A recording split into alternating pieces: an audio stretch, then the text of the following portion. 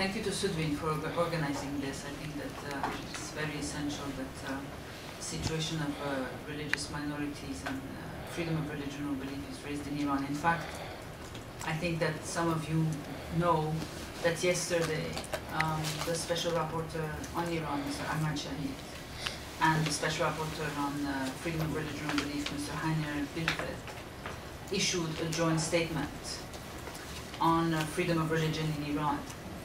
Of course, that statement was mainly focused on the release of Pastor Nader Khani and the situation of Christians in Iran, but it actually also made reference to religious freedom and all religious minorities that were named both and raised as concern both by the Special Rapporteur, Mr. Shahid, and Mr. Bielefeld. So I think that the fact that two Special Rapporteurs together publish a joint statement on the grave situation of religious freedom in Iran is certainly a signal that that is an important issue, and it's an issue that is certainly not forgotten by the UN, and that should remain very high on the list of concerns of human rights violations in Iran. As very kindly our friends and colleagues from Sudwind invite me regularly to speak at their presentations on this issue, it was also agreed with them so that the audience doesn't hear a repetition of things, that I try to give you an update rather than an overview on the situation of the Baha'is. And I thought that this time, particularly as soon, perhaps within a month, we will be launching a publication on a particular case of the persecution of the Baha'is in Semnan, in the city of Semnan in Iran. I thought that, and that launch will be in New York, so it will not be in Geneva, but I'll gladly, and that publication is available, will be available both in print and online. So if you're interested in receiving a copy or receiving the link, just please come and approach me or my colleague Simin at the end of this meeting or later, and we can make sure that either we send you a copy or we send you an email with the link to the PDF of that publication when it comes out. So what is interesting about the situation in Semnan is the fact that in a way it looks like a ground for testing ground for the Islamic Republic as to how they can completely eradicate the Baha'i faith.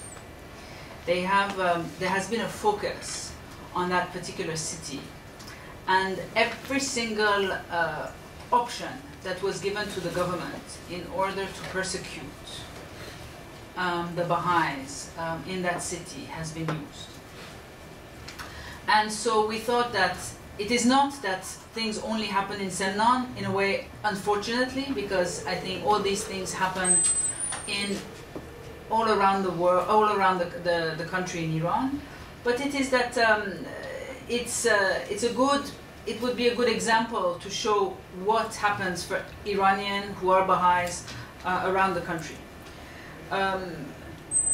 We have all reasons to believe that the Baha'is in Iran are still the largest non-Muslim religious minority in Iran. And so, although it's difficult today for anybody to have numbers because of the situation, there are hundreds of thousands of Baha'is who live in Iran at this stage, and who all, in a very systematic way, face this discrimination and persecution. Over the past 4 years, as I said, this focus on Semnan has started, and since 2005, at least 34 Baha'is have been arrested just in Semnan. For your information, today there are about 100 Baha'is in prison in Iran, only for the fact that they are Baha'is, some of which have sentences up to 20 years imprisonment, which makes them, in fact, the longest prisoners of conscience, the longest sentences for prisoners of conscience in Iran, because there are other sentences that have been long, but nothing has ever reached. I think the longest before them is 12 years, I think, for Mrs. Sotoudeh. So I think that 20 years for all 7 of the former leaders of the Baha'i community. But 34 have been arrested in Semnan, and Baha'i-owned businesses, 27 of them have been closed by the authorities. And more than a dozen of Baha'i shops and homes have been burned by arsons. So I think that if you imagine, some of you are Iranians in this room, you know that Semnan is not an immensely big city. It's a large city, but it's not, you know, one of the major cities in Iran.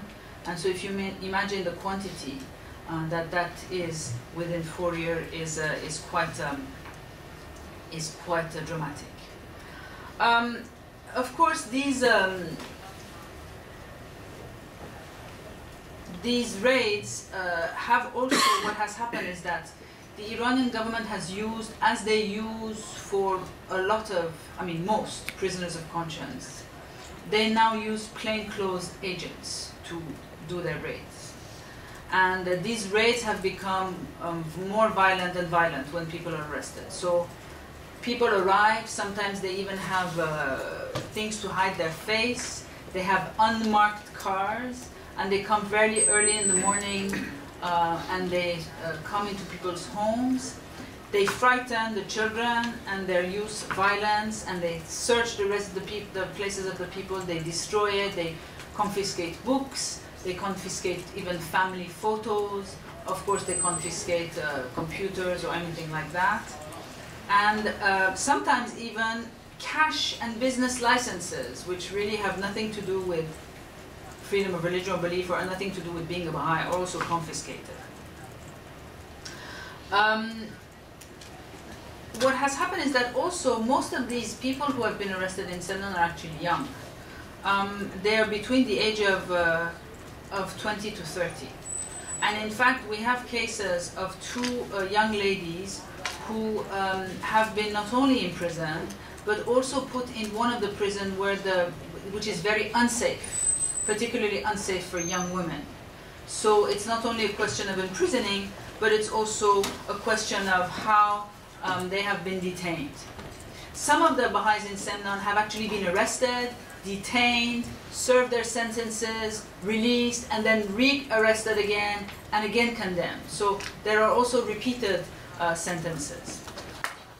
The last thing I want to say is that recently, and I mentioned in the Baha'i International Committee mentioned in our statement to the Human Rights Council, one of the things that that the authorities are now doing is to also imprison parents of very young children. And in fact, we have the case in Semnan of a lady whose child is only 18 months old, and she's still breastfeeding that child, and they basically have put her in prison, not allowing her to be able to take care of her child. I mentioned arson and vandalism, and I said how many shops have been attacked by arsonists. Again, this is the same procedure. It's the procedure of plainclothes people, and the excuse for the government is to say, well, you know, this is out of our control. We don't know who they are. We know the Baha'i faith. I mean, they don't say the Baha'i faith, but they say the misguided sect of Baha'ism, as they say in Persian. We believe it's a faith. I hope everybody in this room does too. You know, raises some concerns for Muslims, and so that's why they come and they attack your homes. The only answer that we have to that is that, well, how come they're not prosecuted? There is never a police search to find who does these arsons. Nobody is ever prosecuted. Nobody is ever asked to pay compensation for the crimes that he or she has made by destroying these homes. So of course it's a little bit dubious. I'm sure you as human rights defender are familiar with this. We all know that unfortunately it's not only the Baha'is who are the victims of such uncontrolled quote-unquote acts. As I mentioned also before, even the Baha'i dead don't have the right to rest in peace. Baha'i cemeteries have been destroyed, and Semnan is exactly one of the cases of attacks. Of course, the clergy has a hand in these plainclothes attacks. There has been a number of clerics that have visited Semnan, including from towns such as Rome, and they have come and they have given speeches, and of course we call that incitement to hatred, denigrating the Baha'is, the Baha'i faith, the beliefs of the Baha'is, and also creating this excuse for attacks on the Baha'is. The children are also not spared from that attacks. At least on 2 occasions, school authorities have refused to register small children from the schools just because they're Baha'is. And if they're accepted, they're segregated. So, you know, it's exactly like apartheid. Baha'i children have to sit on one side of the class and not have any contacts with their fellow students. This is, of course, sometimes, again, incited by the speeches from clerics who come and vilify the Baha'is and say that they're impure, and so so Muslims should not be in touch with them and come and talk to them. Finally, I wanted to talk about the economic attacks. It's not only the fact that some shops were burned or destroyed, but also there was a document that was given and that was by the city of Semnan, and saying that 27 Baha'i-run businesses have to be closed, including factories, shops, and workshops. And recently, what has happened is that, in fact, the government does not mind, particularly under such difficult economic circumstances that Iran faces, to close factories just because they're owned by Baha'is, not only depriving Baha'is of jobs, but also the Muslims who work there. And this has been the case. One of the factories, which was a manufacturing drapery, 51 persons were employed, and 36 of them were not Baha'is. And because the factory was owned by Baha'i and they were Muslims, that factory was also closed, and that was for another factory. So I think that this prejudice is so strong, and this wish to really persecute the Baha'is is so strong that there is not even a concern about putting Muslims out of jobs as well. So I think that I will stop here, and I hope that perhaps if there are any questions, I'll be able to answer them. Thank you.